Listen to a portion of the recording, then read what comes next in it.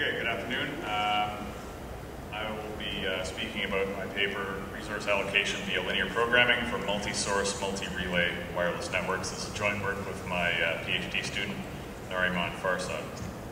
So, this work is motivated by a scheme that's been developed over the past couple of years called fractional cooperation. So I'll spend the first few minutes of this talk introducing fractional cooperation, basically explaining what's going on. So here's the main idea.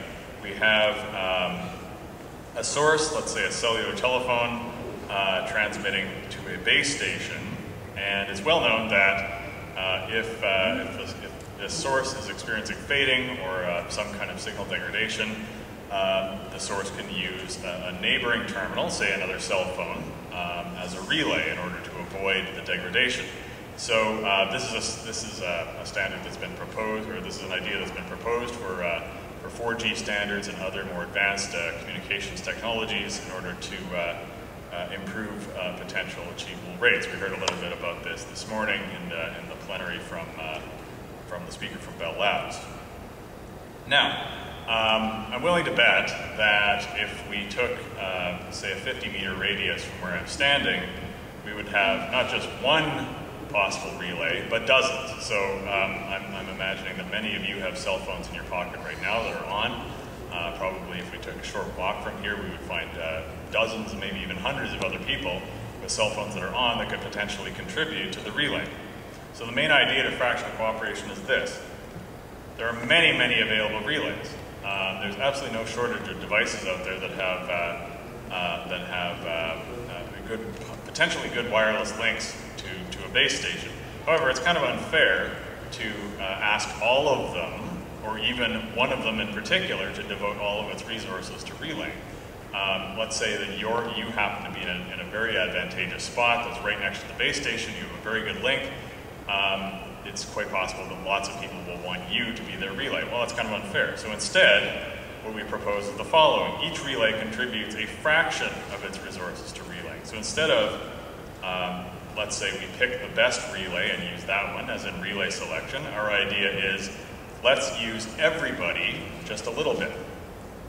So in other words, fractional cooperation is all about relaying, using all of the available relays, but just a little bit in order to get our signal to the base station. So it's basically a very socialistic premise, if you like. Everybody contributes what they can. So how does this work in practice? Well, here's the source, and let's say all of those blue squares represent bits. So those are all the bits transmitted by the source. So what's going to happen is a relay will come along, select some of those bits, it doesn't matter how. In most of the examples I'm going to present, the source is going to select those bits randomly, but it doesn't necessarily have to be that way. It could be some kind of block scheme, it can be pseudo-random, it can be whatever you like, just as long as no two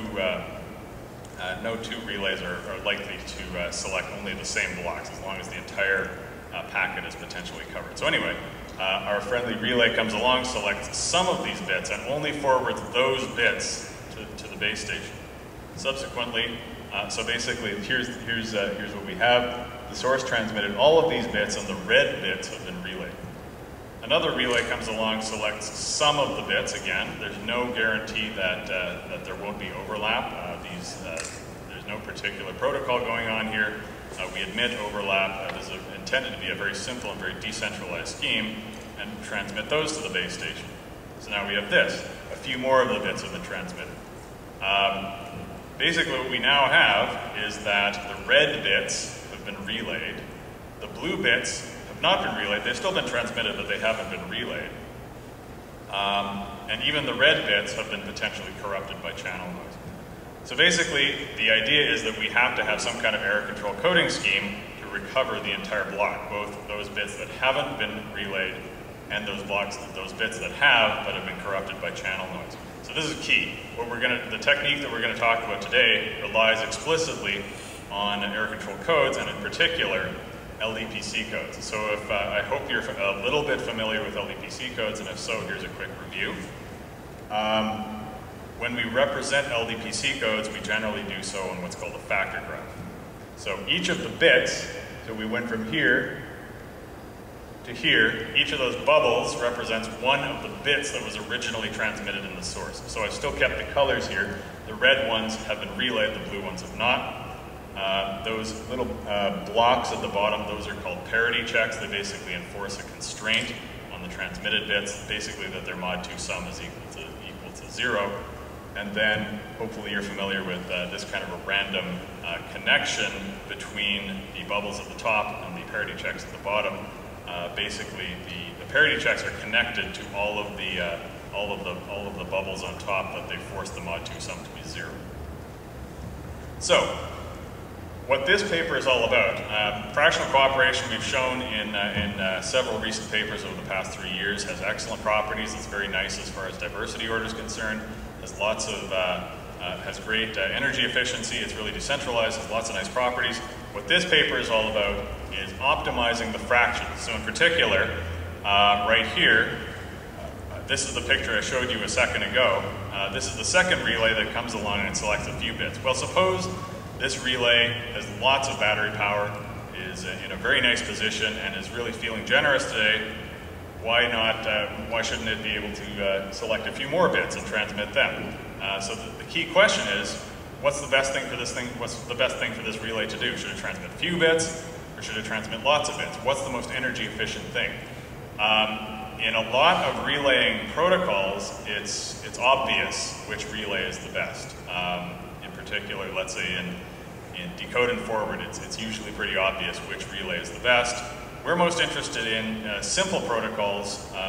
In particular, the one that motivates our work is called demodulated forward. It was also called, in an earlier paper in this session, detect and forward, where it's actually not obvious which relay is the best. In other words, errors can be propagated through the relay, so it's not really clear which relay is best. If you have a good SR link, good RD link, but if the other one's bad, it's not really obvious. The method that we're going to use relies on properties of LDPC decoding. So here's my LDPC code representing the source's original transmission. So what we're going to do is we're going to zoom in on one of these bits. So without loss of generality, let's say the first bit, zoom in on it. Now if you know anything about LDPC decoding, it starts off by collecting the channel messages. These are the independent observations of the bit that come from the channel. So for each relay in this setup, basically what we have is an independent look. So each of those will have some additive, some incoming channel message. So basically, if you have 20 relays, let's say you'll have 20 incoming channel messages. These directed edges coming in here. What's more, under LDPC decoding, what we do with those messages at this node is we add them together and then pass them along to the code in order to complete the decoding process and pass them out along this edge. So, what we know is that these are random variables. They're based on the channel observations, so therefore they're random variables. And we know from the central limit theorem that if we add together enough of these messages that are random variables, doesn't matter what distribution they started out as, they will end up Gaussian. So that's really nice, because now it doesn't matter that my relaying scheme is complicated, or even whatever my relaying scheme is. If I've got enough relays cooperating, my channel density passed to the code will likely look Gaussian. So this is a key insight. With many relays, the channel message density is approximately Gaussian by the central limit theorem. Now, this is the value of the message. So if you know anything about LDPC codes, this will be very familiar to you. The Y is the actual real value of the channel reception. The A is the amplitude. The sigma squared is the noise variance. Now, that is assuming that, that the bit was relayed by a particular relay. Otherwise, we have this indicator in front. It's either 0 or 1. It's 0 if the bit wasn't relayed, so therefore the log likelihood ratio is obviously 0. That relay doesn't participate. Whoops. Otherwise, it's 1, indicating that 2YA over sigma squared is what's transmitted.